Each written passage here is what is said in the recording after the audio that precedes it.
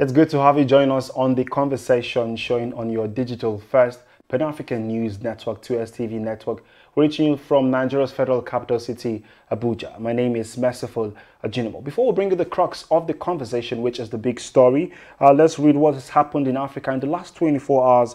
We start from DR Congo, where 26 people died from high voltage power cable and collapsed in DR Congo capital market. And also Guinea-Bissau confirms 11 killed in failed coup as it launches major probe. Sadio Mane helped Senegal down Burkina Faso to reach AFCON final. And now this is COVID-19 updates from across Africa, and after that, the big story.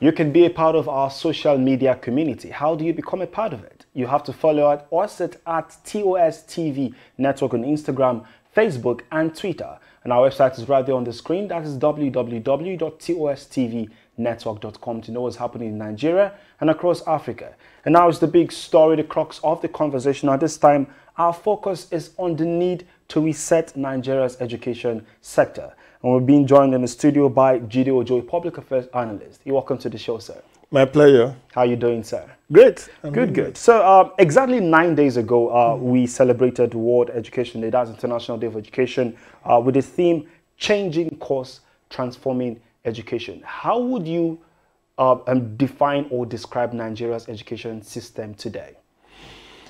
There is a patent decline in the quality of education in Nigeria.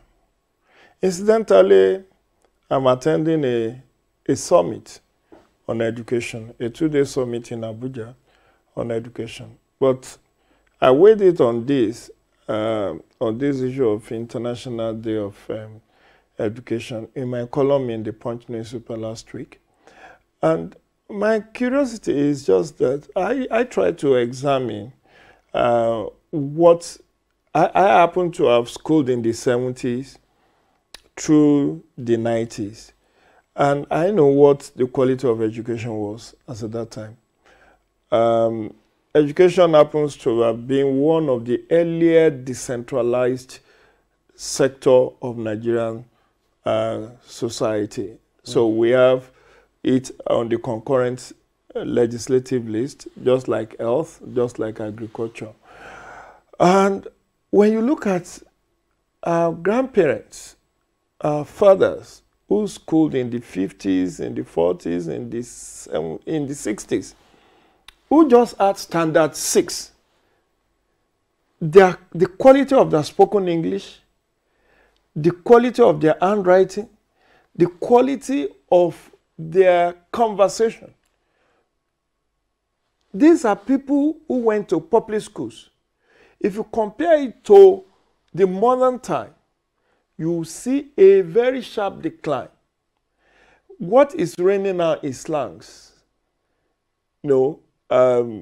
Social media slangs. So much so that even our students writing essay, you see them using all of those social media terms. What's up? Are you there? Kind of in a formal writing. Colloquial English is what we are celebrating today. So, but it's not all about English. Let's also look at the capacity of our institutions across the 3 tiers, primary, secondary, and tertiary. You find today over 1.5 million students applying and writing University Tertiary Matriculation Examination, UTME. Only about 30% of them makes it into any of the universities. Along the line, some of them drop us to go to polytechnics, and colleges of education. But year in, year out, we do not have sufficient capacity in our institutions to absorb the number that are being graduated in a conveyor belt from primary to secondary and from secondary to tertiary. So you have a lot of frustrations, students dropping out of schools. Then about this issue of dropping out of school, you also, merciful, must have heard that Nigeria has the highest number of out-of-school children. As in 13.5 million out-of-school children. Conservative estimate. In that article I wrote last week, I actually, detailed the number of mass adoption that has taken place between 2020 and end of 2021, which is in excess of 15. Mass adoption, as many as 140 students being carted away like a chattel at one fell swoop.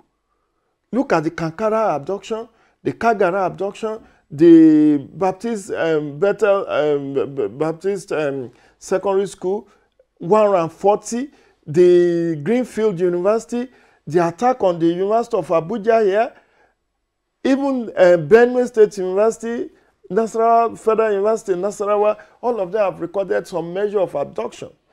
But when you move away from there, look at the funding, education funding. I also trace that. It used to be primary school is the responsibility of local government, secondary, that of the state, tertiary, that of the federal. But you now have a warped situation where it is the federal government that is paying the salaries of teachers in primary school. Now, government tried, set up what they call Universal Basic Education Commission. And there is what is called matching grant. So you get this grant, if what is due to your state is 1 billion, you have to bring additional 1 billion to be able to collect the 1 billion that the federal government is offering you. But you find out that there are states that have not claimed this matching grant. In fact, when the last time I checked, there are over 50 billion that have not been claimed by states. Yet these states are clamoring that they don't have sufficient funds for education. And this money is lying fallow. I gave an example. Ekiti State, as at then, the last information I got on the website of UBEC was that Ekiti State has about 4 billion unclaimed fund with UBEC. And a couple of other states like that, 3 billion, 2 billion. But away from that, there is also the Education Tax Fund, now known as Tertiary Education Trust Fund, TET Fund. TET Fund is giving in excess of 250 billion to tertiary institutions every year. There are state institutions today, merciful, that do not have vote for capital projects except what TET Fund is giving them. All the state governor does is paying the worker's salary. In terms of expansion of infrastructure, it is TET Fund resources that they are using to build more classroom, theater, laboratories, and all of that. Now, how sustainable is this kind of thing? Is Nigeria on the way to meeting the SDG Goal 4? We talked about sustainable education. What is our mass literacy like? What is our adult education like? What is the quality of education today? Mark you, there is high level of corruption along the education value chain. Corruption such that it is mind-blowing, as in mind-blowing. You and I went to school. You know what they call sorting. You sort out lecturers. You bribe your lecturers to be able to graduate. There is sex for mark, sex for admission, sex for everything. You trade off. There is a lot of trading in the education sector. So how do you ensure quality? When it is even the lecturers now that are helping students to write their long essays and their thesis. It is the lecturer. They will tell you. I have a scenario. If a friend of mine, just yesterday, we were having this discussion, and he told me that his daughter in the university where he is, the school is asking the children in that department, all of them, to contribute 25,000 naira each to be given to that particular lecturer.